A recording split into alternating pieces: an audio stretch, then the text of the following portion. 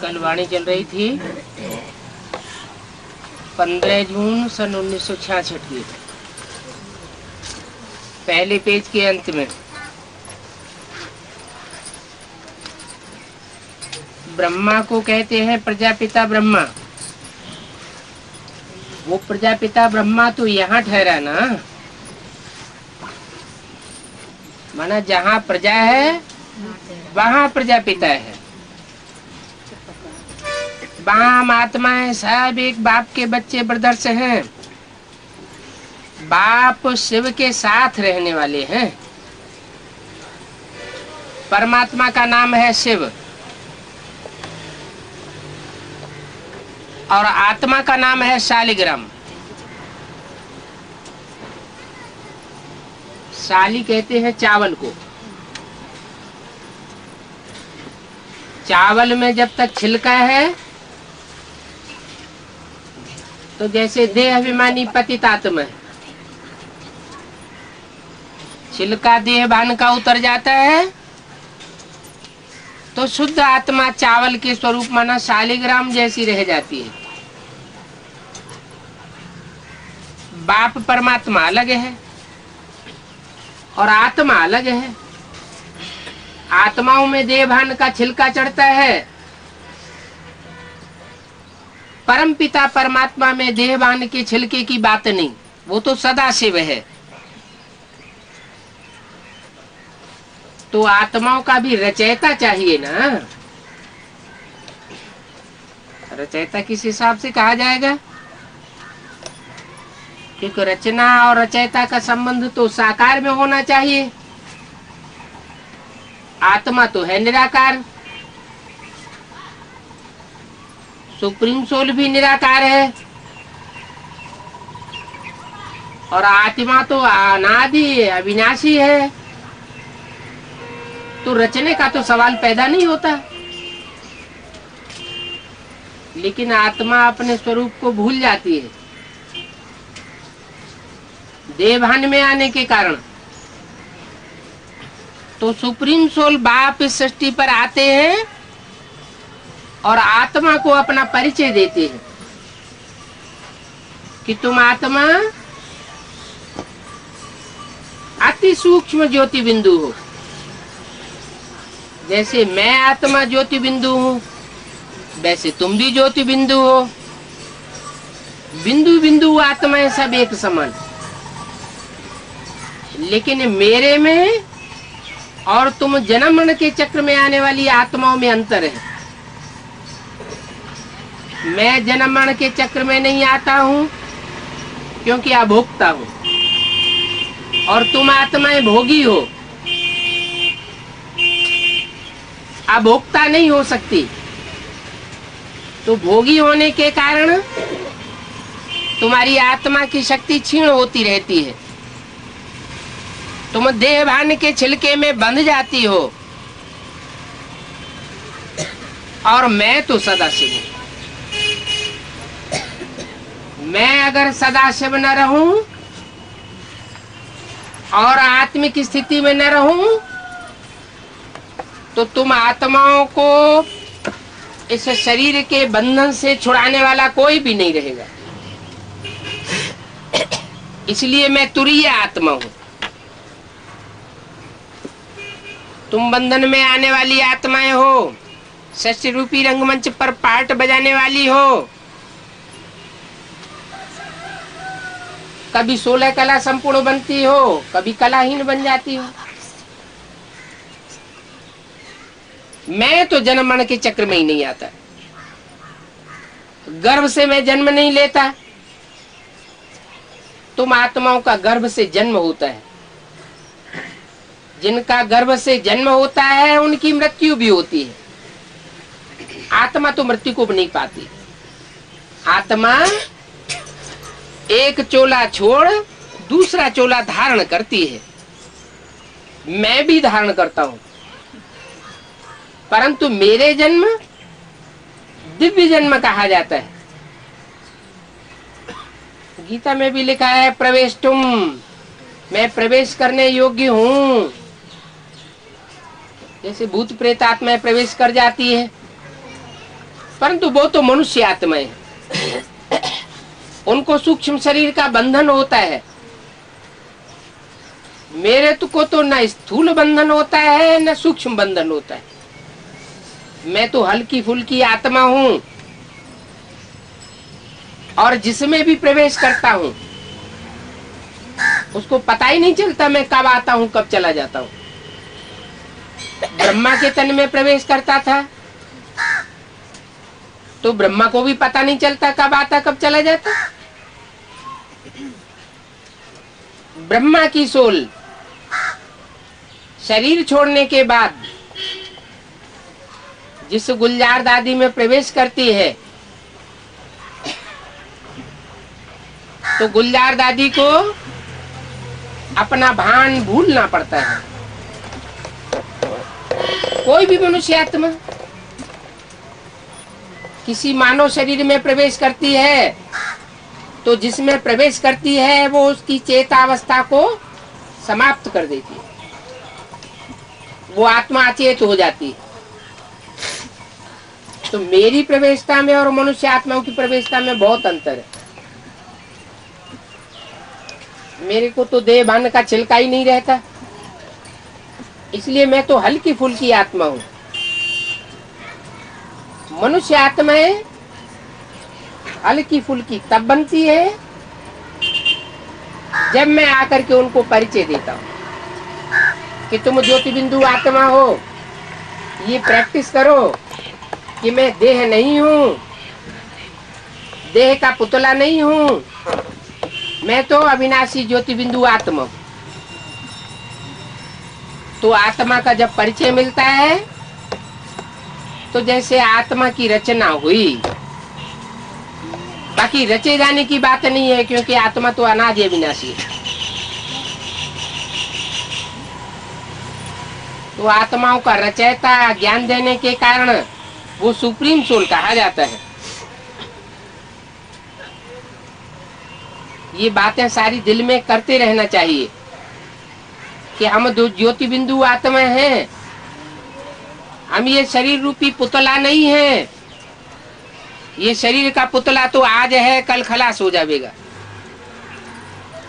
फिर हमको नया पुतला मिलता है। जो ज्ञान मिला है वो अपने दिल में ठहराने के लिए मेहनत करनी है। 15/6/66 की वाणी का दूसरा पेज।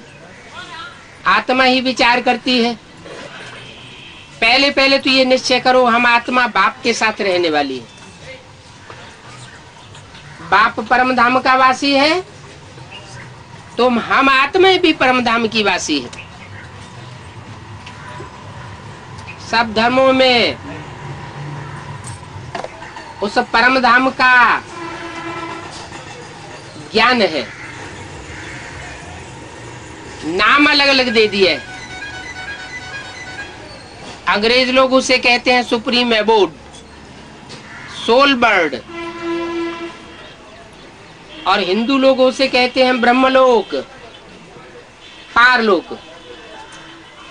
मुसलमान लोग कहते हैं खुदा अर्श में रहता है, फर्श में नहीं रहता, पहले कहते थे। अभी तो मुसलमानों में भी सर्वव्यापी का ज्ञान फैल गया है। जब तमो प्रधान हो गए हैं, कहीं खुदा नहीं मिला तो कहते हैं जर्रे जर्रे में भगवान है, जर्रे जर्रे में खुदा है। लेकिन ऐसे तो होता नहीं है। मैं तो ऊंचते ऊंच हूं, जरूर ऊंचते ऊंच में प्रवेश करूंगा। तो मैं आता हूं तो इस सृष्टि का जो हीरो पार्टधारी आत्मा है, उस हीरो पार्टधारी राम की आत्मा में प्रवेश करता हूं मुकर्रर रूप से। और भी बच्चों में प्रवेश करता हूं जिनकी यादगार है रुद्राक्ष की माला। रुद्राक्ष के जो मणके होते हैं उनमें मुख बने हुए होते हैं। ये याद है, यादगार है उनका मुख लेने की। कोई में 1 मुख है, कोई में 4 मुख है, कोई में 2 मुख है, किसी में 14 मुख। इसका मतलब है उन आत्माओं में उतनी आत्माओं ने प्रवेश किया है, और पहले पहले मैं प्रवेश करके उनको आत्मिक स्वरूप में स्थित कराता हूं। तो रुद्राक्ष के जो मणके हैं, वो रुद्राक्ष की माला 108 मणकों की माला होती है। मानस सृष्टि में 108 श्रेष्ठ आत्माएं ऐसी है जो हर धर्म से चुनी हुई श्रेष्ठ आत्माएं परमात्मा बाप के गले का हार बनती है और उच्च पद पाती है। परमात्मा बाप ने जो संगठन बनाया, श्रेष्ठ आत्माओं का संगठन, उसकी यादगार है माला। हर धर्म में माला सुमिरी जाती है, हर धर्म में माला फेरी जाती है। मुसलमान भी माला फेरते हैं, क्रिश्चियंस भी माला फेरते हैं, बौद्धी भी माला फेरते हैं, और हिंदुओं में तो माला का सिमरण किया ही जाता है। सिमरण करना माना स्मरण करना, याद करना। उन 108 आत्माओं को इतना क्यों याद किया जाता है? जरूर है उन्होंने परमात्मा के कार्य में, सृष्टि रचना के कार्य में, तामसी सृष्टि के विनाश के कार्य में और नई सृष्टि की पालना के कार्य में विशेष सहयोग दिया होगा। तो उन 108 आत्माओं का हर धर्म में माला के रूप में यादगार चली आ रही है। तो निश्चय ये होना चाहिए कि हम बाप के साथ रहने वाली आत्मा हैं, हम उनके बच्चे हैं, तो हमको जरूर वर्षा मिलना चाहिए। हद का वर्षा हद का बाप देते हैं। लाख करोड़ अरब का वर्षा दे देंगे, बेहद का बाप आकर के बेहद का वर्षा देता है। एक जन्म की सुख शांति का वर्षा नहीं देता है, 21 जन्मों की अखंड सुख शांति का वर्षा देता है। और 21 जन्मों की अखंड सुख शांति के आधार पर जो बाकी बचे 63 जन्म हैं 84 के चक्र में से, उनमें भी सुख शांति का वर्षा स्वतः ही मिल जाता है। क्योंकि आत्मा में जो पुरुषार्थ के संस्कार पड़ जाते हैं, श्रेष्ठ पुरुषार्थ या मध्यम पुरुषार्थ या निष्कृष्ट पुरुषार्थ, वैसा वैसा वो आत्मा पद पाती रहती है। सत्युग त्रेता में स्वर्ग की रचना होती है मेरे द्वारा, वहां राम कृष्ण का राज्य होता है। कृष्ण के लिए कहते हैं, हे कृष्ण नारायण वासुदेव।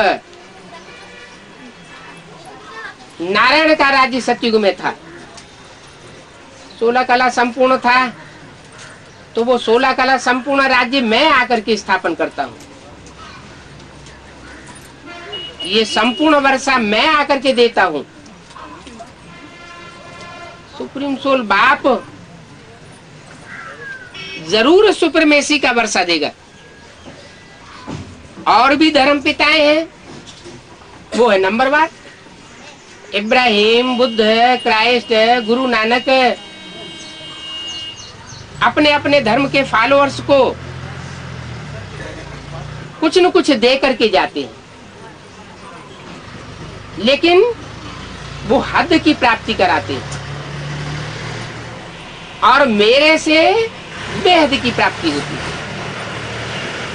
तो ऐसे नहीं कि मैं सिर्फ आकर के भारतवासियों को मुक्ति, जीवन मुक्ति का वर्षा देता हूं। प्रत्येक मनुष्य आत्मा अपने अपने पुरुषार्थ के अनुसार मेरे से उच्च, मध्यम अथवा नीच प्रकार का वर्षा पा लेती है। मैं खुली छूट देता हूं पूरा पुरुषार्थ करने के लिए।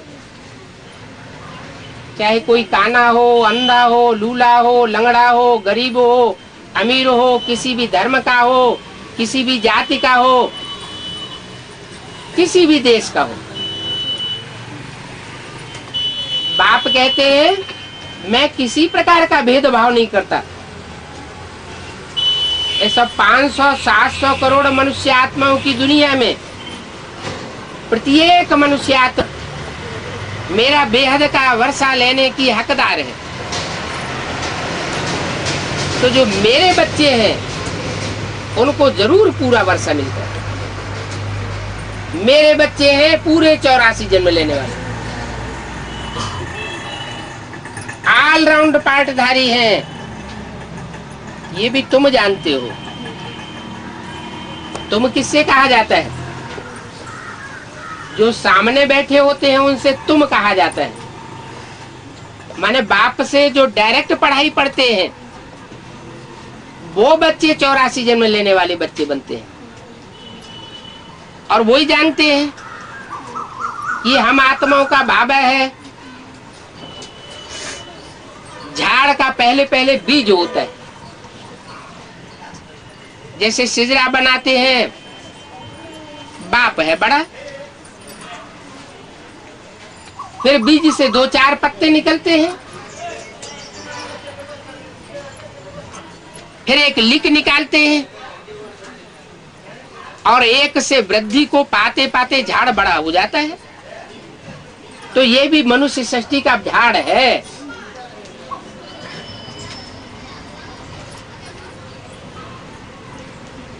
नक्शा होता है ना, फलाने से फलाना निकला, सिजरा कहते हैं। इन फलाने ने फलाने से जन्म लिया। तो तुम बच्चे जानते हो मूल वतन में सभी आत्माएं रहती हैं। इनका भी चित्र है। ऊंचते ऊंचे है बाप। ऊंच और नीच का सवाल कहां पैदा होता है? आत्माओं की दुनिया में, ब्रह्मलोक में, पारलोक में या इस साकार लोक में? ये साकारी लोक है जहां ऊंच और नीच का सवाल पैदा होता है। और धर्म पिताएं हैं नंबरवार, लेकिन ऊंचते ऊंच बाप है वो है जिसको धर्म पिताएं भी मानते हैं, गॉड फादर के रूप में। तुम बच्चों की बुद्धि में भी है। बाबा इस शरीर में आया हुआ है, रूहानी बाप इसमें आए रूहों को पढ़ाते हैं। इसको पढ़ाते हैं। जो देह अभिमान में रह करके पढ़ते हैं वो नहीं पढ़ पाते, उनको पढ़ाते भी नहीं है। जो आत्मा अभिमान में रहते हैं वो ही मेरे से पढ़ाई पढ़ते हैं। और सूक्ष्म वतन में तो नहीं पढ़ावेंगे। ये भी अभी तुम जानते हो। सतयुग में तो ये नॉलेज किसी को रहती नहीं है। वहां तो सब देवताएं होते हैं। देवताओं को कोई प्रकार की पढ़ाई पढ़ने की दरकार नहीं, क्योंकि वो तो सुखी होते हैं। देवताएं जब द्वैत की दुनिया द्वापर में आते हैं, जन्म लेते लेते, तब दुखी होते हैं। मैं जो अद्वैत राज्य स्थापन करता हूं, उस राज्य में सतयुग त्रेता में एक ही राजा होता है, एक ही धर्म होता है, एक ही कुल होता है, एक ही भाषा होती है और एक ही मत होता है। इसलिए वहां लड़ाई झगड़े दुख आदि की बात ही नहीं होती। जब से दूसरे दूसरे धर्मों के धर्म पिताएं आना शुरू हुआ,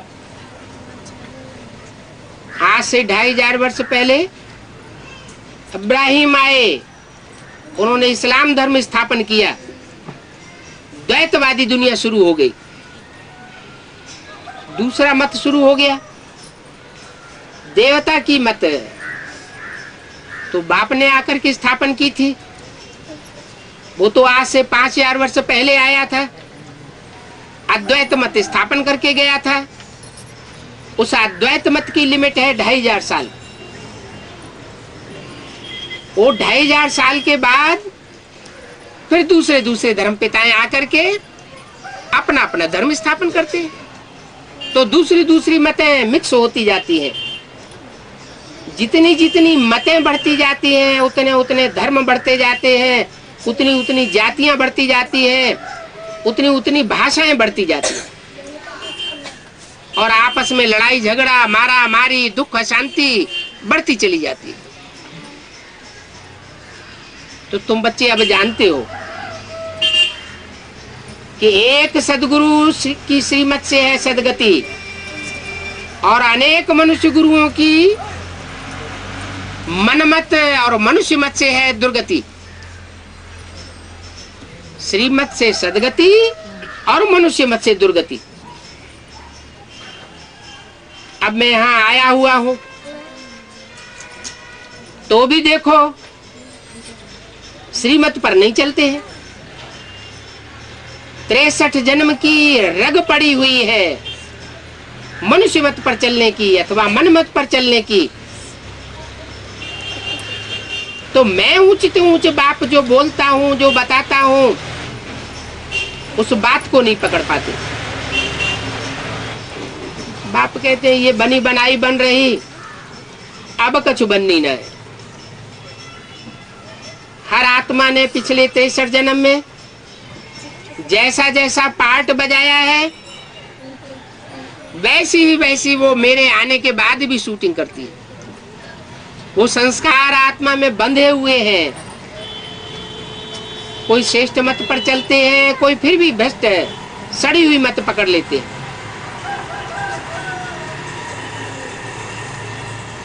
मैं तो आकर के पहली बात बताता हूं कि तुम आत्मा हो, दूसरों को भी आत्मिक रूप में देखोगे तो माया का वार नहीं होगा।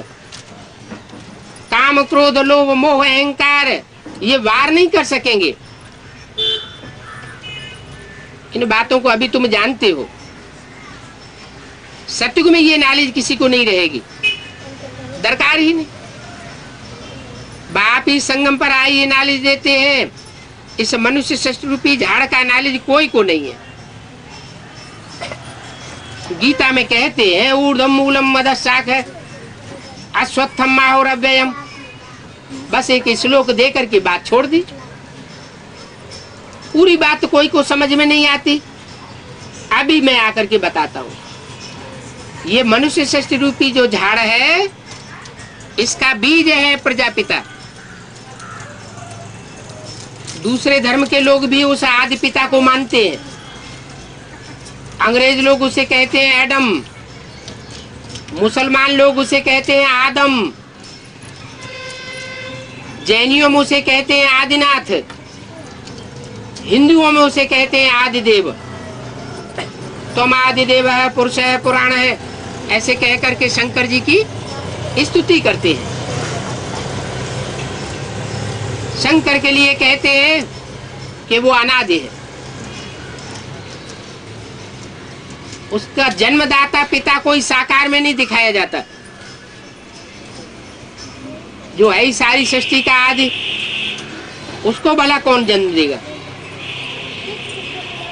तो वो बीज है सारी मनुष्य सृष्टि रूपी झाड़ का। उसे एक बीज से फिर 2 पत्ते निकलते हैं, राधा और कृष्ण। फिर 2 से 4, 4 से 8 ऐसे पत्ते वृद्धि को पाते जाते हैं। अभी बाप तुमको समझाते हैं, बच्चे अभी तुमको फिर से घर चलना है। ये झाड़ पुराना हो गया।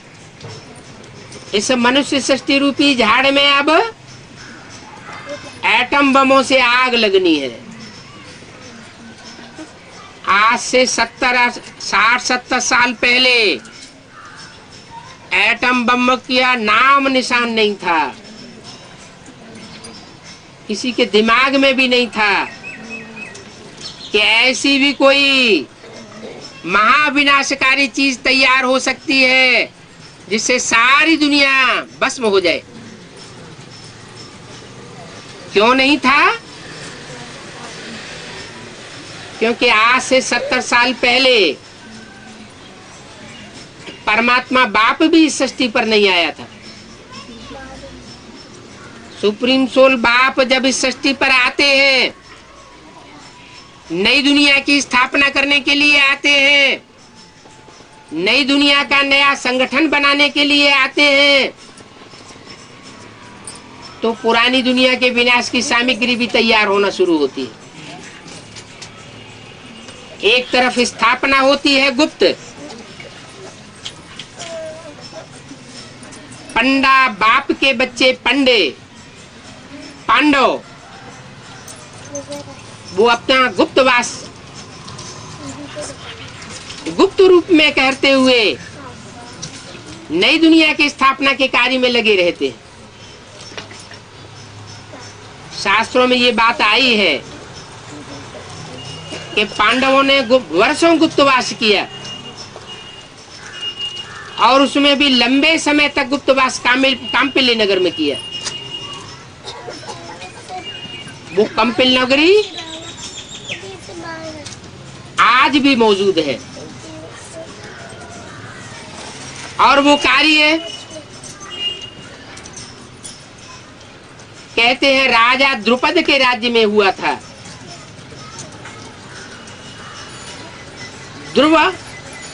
ध्रुव जिसका पद है उसका नाम दे दिया है ध्रुव पद, बिगड़ करके हो गया द्रुपद। उनकी बेटी का नाम द्रौपदी रख दिया। वास्तव में वो था ध्रुवपदी, जिसका पद संसार में ध्रुव है। चाहे कितने भी माया के तूफान आवे, लेकिन उसका पद मिट नहीं सकता। इतनी पावर भरी हुई है उसे जीवन रूपी नैया में। कहते हैं उस द्रौपदी का जन्म काम्पिल्य नगर में यज्ञ कुंड से हुआ था। अब ऐसा कोई यज्ञ कुंड नहीं होता जिसमें स्वाहा स्वाहा करने से कोई मनुष्य पैदा हो जाए। ये तो यज्ञ कुंड है ज्ञान का। ज्ञान यज्ञ कुंड में से वो द्रौपदी प्रत्यक्ष होती है, मन प्रत्यक्षता रूपी जन्म लेती है। जैसे बच्चा पहले गुप्त होता है, गर्भ में होता है, बाद में जब बाहर आता है तो प्रत्यक्ष होता है, माने कहा जाता है कि जन्म लिया। तो ऐसे ही जब तक वो परमपिता परमात्मा इस सृष्टि पर गुप्त पार्ट बजा रहा है गुप्त पांडवों के साथ, तब तक वो प्रत्यक्षता नहीं हो सकती द्रौपदी की। और जब वो गुप्त पार्ट प्रत्यक्ष होता है तो पांडव भी प्रत्यक्ष हो जाते हैं, द्रौपदी भी प्रत्यक्ष हो जाती है और बाप भी संसार में प्रत्यक्ष हो जाता है। वो बाप है मनुष्य सृष्टि का पिता, एडम आदिदेव। वो एक के प्रत्यक्ष होने से फिर नंबरवार माला के 108 दाने भी प्रत्यक्ष होने लग पड़ते हैं। वो है फर्स्ट क्लास माला। फिर नंबरवार मालाएं हैं, 1008 भी कहा जाता है, ब्रह्मा की 1000 भुजाएं। फिर 16108 भी कहा जाता है। इस सृष्टि रूपी रंगमंच पर विशेष राज परिवार जिसकी बाप आकर के स्थापना करते हैं, जो जन्म जन्मांतर राजा ही पाते हैं। ये राजाई देने का कार्य, राजाई की पढ़ाई पढ़ाने का कार्य और कोई मनुष्य गुरु नहीं कर सकता। न वो राजयोग सिखा सकते हैं परमात्मा बाप ही आकर के राजयोग सिखाता है और जन्म जन्मांतर की राजाई प्रदान करता है आत्माओं को। तो वो 16,108 की माला भी प्रसिद्ध है। जो प्राचीन प्राचीन मंदिर हैं उसमें बड़ी गरारी के ऊपर वो 16,108 की माला रखी रहती है। 4-4, 8-8, 10-10 मनुष्य मिलकर के उसको खींचते हैं। उस खींचने का मतलब हुआ कि 108 की माला तो एक एक को एक एक बैठ करके समझाता है और एक एक की बुद्धि को परमात्मा की तरफ आकर्षित करता है। माना व्यक्तिगत ज्ञान देने से व्यक्तिगत जो पावर मिलती है परमात्मा से, उससे 108 की माला तैयार होती है। और जो 16,108 की माला है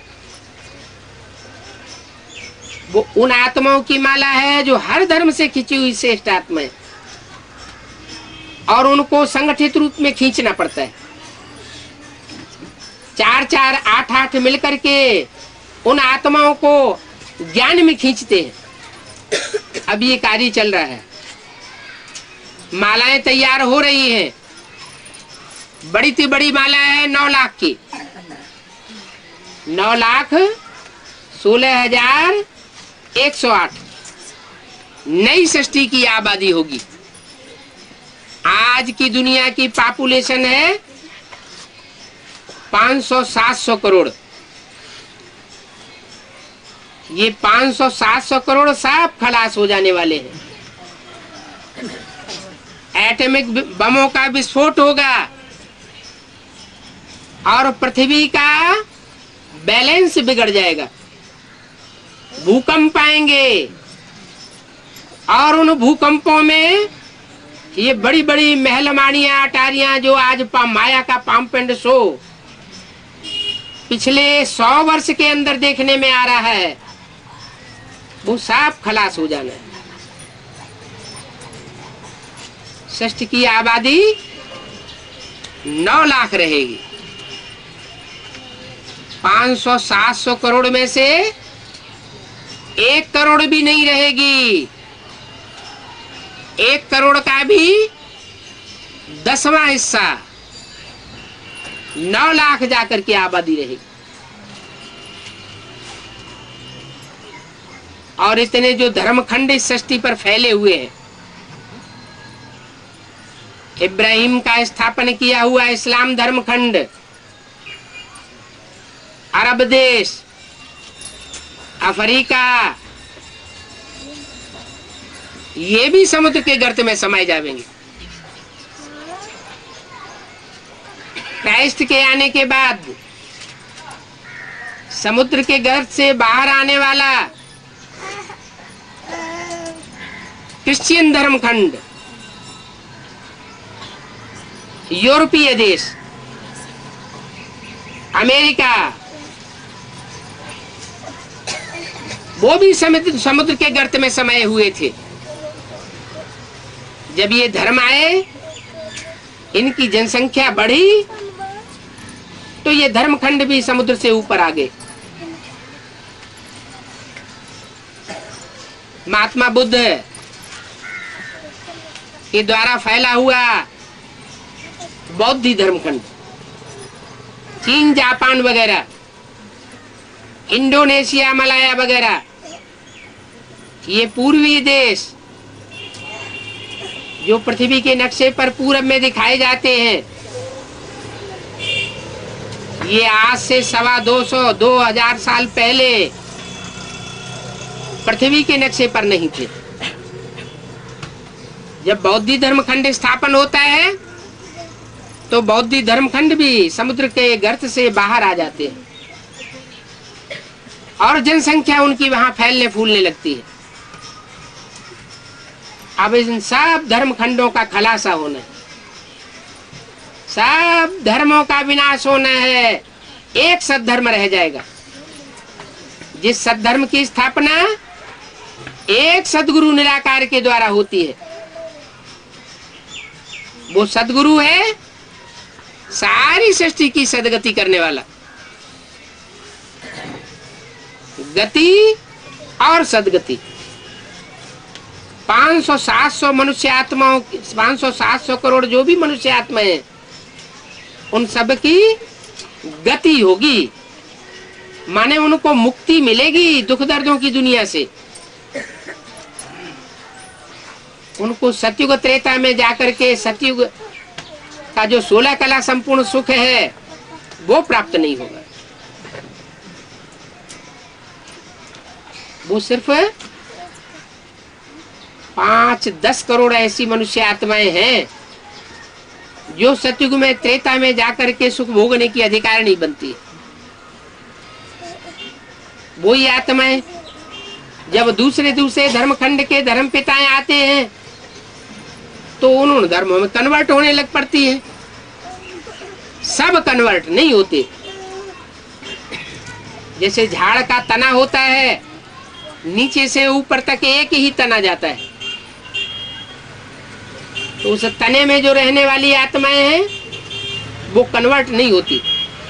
कुछ डालियां इधर निकलती हैं, कुछ डालियां दक्षिण साइड में निकलती है, माना दाईं ओर और बाईं ओर। तो जो वाम मार्गी धर्म है वो विदेशी धर्म है। इस्लाम धर्म, क्रिश्चियन धर्म, मुस्लिम धर्म, ये वाम मार्ग का पोषण करने वाले धर्म है, विविचार को फैलाने वाले धर्म है। इन धर्मों में अब विविचार को मान्यता नहीं है। भारत में देवी देवताओं का सनातन धर्म जो था वो अव्यभिचारी धर्म था। राधा और कृष्ण का अविनाशी प्यार था। लक्ष्मी नारायण का कोई भी मंदिरों में चित्र तो होता है, मूर्तियां होती हैं, लेकिन शास्त्रों में कहीं भी उनकी ग्लानि नहीं है। ऐसा निर्दोष धर्म की स्थापना परमात्मा बाप आकर के करते, और धर्मों में सब में दोष समाये हुए। विभिचार का दोष तो हर धर्म में फैल गया। जो वाममार्गी धर्म है, विदेशी धर्म है, उनसे भारतीय धर्म भी प्रभावित हो गए। भारतीय धर्मों में से बौद्ध धर्म, संन्यास धर्म, सिख धर्म, वो भी विदेशियों से प्रभावित हो जाते। बाप आकर के बताते हैं, बच्चे जो भारतवासी हैं वो ही दूसरे धर्मों में कन्वर्ट होते रहे हैं। दूसरे धर्म की आत्माएं कभी भारत के धर्म में आकर के कन्वर्ट नहीं हुई। ये 2500 वर्ष की हिस्ट्री बताती है। इसलिए हिंदुओं की जनसंख्या, सनातन धर्म वालों की जनसंख्या कम होती गई और दूसरे धर्मों की जनसंख्या बढ़ती गई। आज भी दुनिया में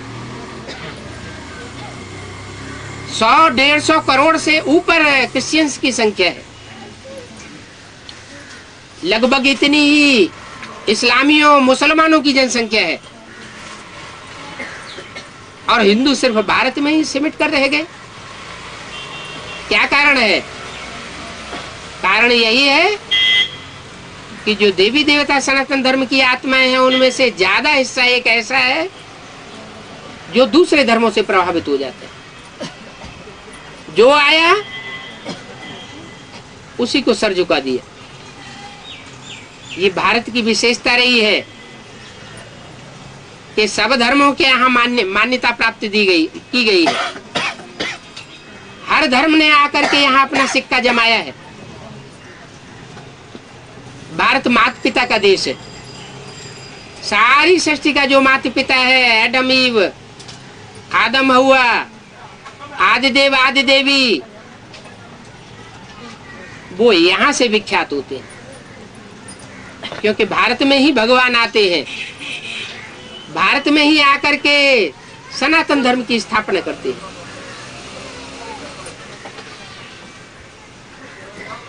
तो ये अभी तुम जानते हो, सतयुग में ये नॉलेज किसी को नहीं रहेगी। देखो सतयुग की आयु कितनी लंबी लिख दी है, अभी बाप तुमको समझाते हैं, बच्चे अभी तुमको घर चलना है। ये षष्ठी अब हजारों साल चलने वाली नहीं है। सतयुग में जो लंबी लंबी आयु लिख दी है उसका मूल कारण भी है। कारण ये है कि कोई भी मकान बनाया जाता है तो पहला तल्ला बनाने में ज्यादा टाइम लगता है। कोई नाटक खेला जाता है तो पहला सीन तैयार करने में ज्यादा टाइम लगता है। तो ऐसे ही मैं जब इस षष्ठी पर आता हूं तो चारों युगों की शूटिंग कराता हूं। सतयुग, त्रेता, द्वापर, कलयुग, ये 4 सीन है इस ड्रामा के। 4 सीन में जो पहला सीन है देवी देवताओं का सतयुग, सत्य का युग, उसकी शूटिंग करने में लंबा टाइम खींचे जाता है। इसलिए शास्त्रों में सतयुग की आयु लंबी दिखा दी है। कहते हैं कलयुग से 2 गुनी आयु द्वापर की, 3 गुनी आयु त्रेता की और 4 गुनी आयु सतयुग की दिखाते हैं। ये सब बातें यहाँ की हैं। इस समय जबकि कलयुग का अंत होने वाला है, सतयुग की आदि होने वाली है, तो आधा हिस्सा कलयुग का और आधा हिस्सा सतयुग का 50-50 वर्ष ऐसे समझा जाए। 100 वर्ष के संगम युग में परमात्मा बाप आकर के सृष्टि को परिवर्तन करते हैं। तो ये शूटिंग काल चलता है। सतयुगी शूटिंग, त्रेता युगी शूटिंग, द्वापर युगी शूटिंग और अभी कलयुग की शूटिंग। चारों युगों की शूटिंग का राज जो बच्चों की बुद्धि में आता है वही शास्त्रों में लिख दिए। चाहे वो रामायण हो, राम रावण की कथा हो, वो कोई त्रेता युग की कथा नहीं है। त्रेता युगी शूटिंग में जो कार्य हुआ है वही उन्होंने शास्त्रों में लिख दिए। चाहे वो देवासुर संग्राम रहा हो, देवताओं और असुरों की लड़ाई कोई सतयुग में नहीं लगी, वो भी इसी समय की बात है। चाहे वो महाभारत युद्ध हो, वो महाभारत युद्ध ऐसे नहीं कि कृष्ण भगवान ने द्वापर के अंत में आकर के महाभारत युद्ध कराया और पापी कलयुग की स्थापना कर दी। फिर भगवान के आने का फायदा ही क्या हुआ अगर भगवान पापी कलयुग की स्थापना करने आए? नहीं, परमात्मा तो आता ही है कलयुग के अंत और सतयुग के आदि में। जब नई सृष्टि की स्थापना करनी होती है, पुरानी दुनिया का विनाश करना होता है, जैसे कि गीता में लिखा है, धर्म संस्थापनार्थाय विनाशाय च दुष्कृतम। धर्म की स्थापना करने के लिए आता हूं, सद्धर्म की स्थापना करता हूं, और जो दुष्ट धर्म है, देह अभिमान को फैलाने वाले धर्म है, विविचार को फैलाने वाले धर्म है, उनका नाश कर देता। तो बाप आए हुए हैं, वो अभी कर्म अकर्म विकर्म की गति समझाए रहे।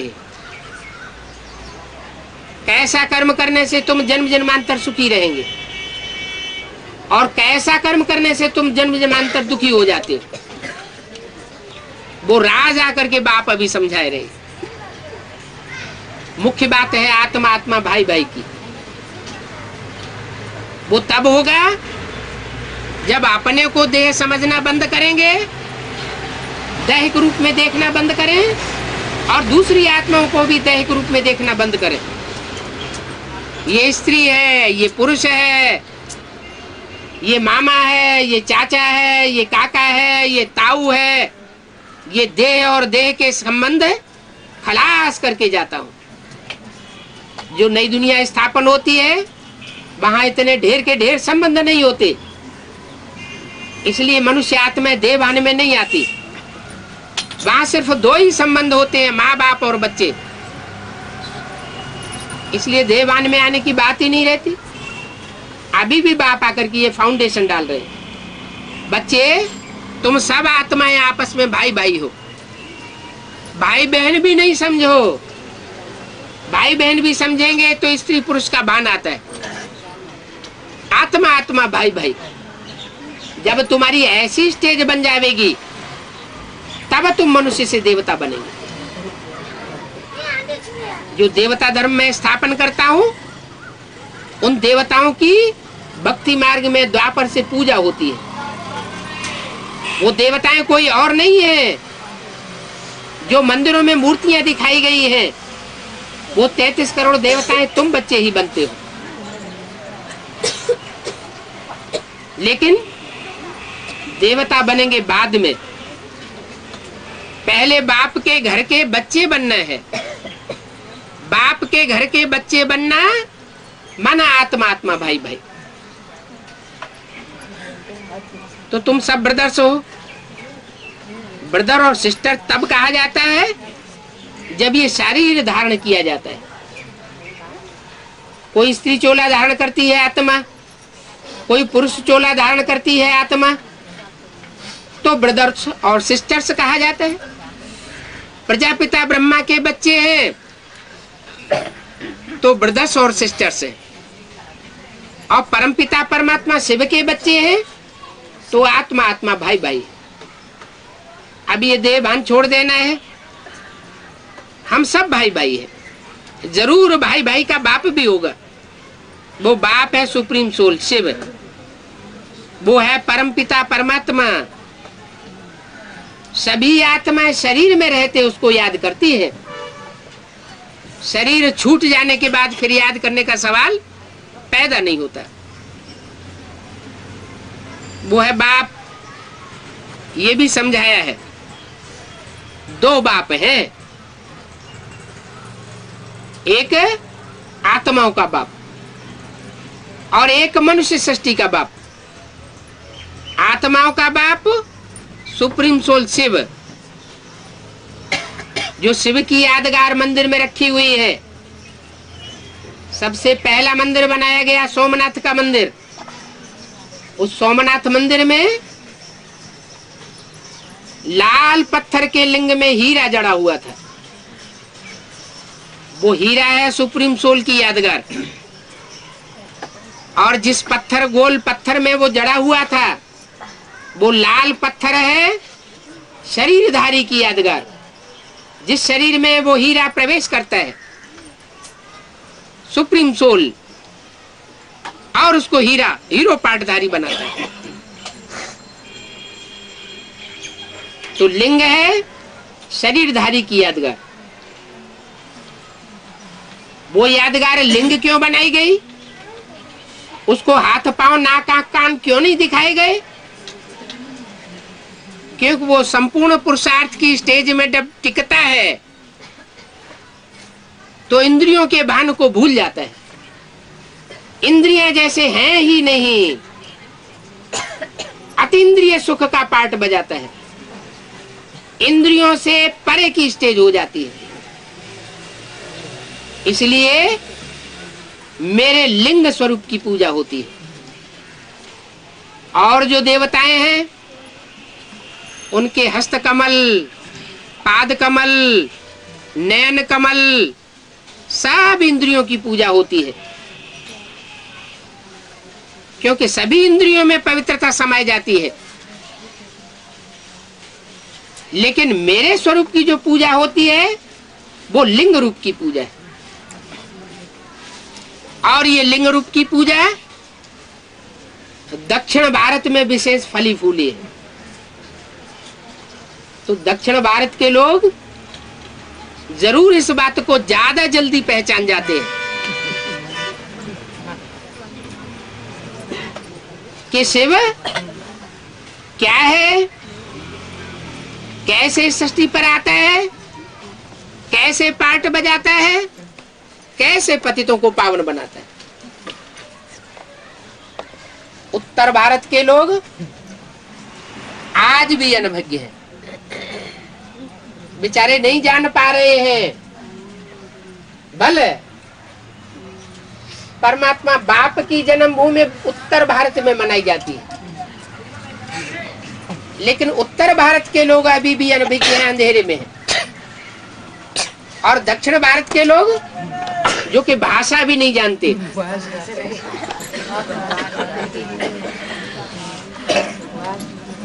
भाषा की भारी प्रॉब्लम, फिर भी भगवान को पहचान लेते हैं। भगवान आकर के हिंदी में बोलता है, दक्षिण भारत में ही जानते ही नहीं। तो भी उसका जो स्वरूप है, मैं जो हूँ, जैसा हूँ, जिस रूप में पार्ट बजा रहा हूँ, उस रूप को मेरे बच्चे ही जानते हैं। तो बोला दो बाप हैं, एक बिंदु बिंदु आत्माओं का बाप और दूसरा है मनुष्यों का बाप, मनुष्य सृष्टि का बाप। मनुष्य सृष्टि के बाप को सब धर्म की आत्माएं मानती है। तो एक है साकार और एक है निराकार। वेदों में भी वो ऋचाएं आई हैं, ऋग्वेद में ये आया है, द्वा सुपर्णा स्वयजा सखाया समानम वृक्षम अविशस्व जाते। ये शरीर रूप, ये षष्टि रूपी वृक्ष है। इस षष्टि रूपी वृक्ष पर दो पक्षी विराजमान है, एक साकार है और एक निराकार है, एक भोगी है और एक अभोक्ता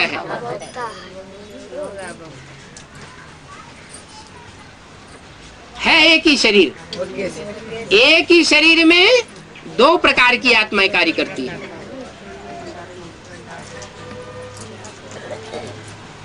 तो सभी आत्मा रूपी बच्चे अपने शरीर में रहते हुए उस अभोक्ता बाप को याद करती है।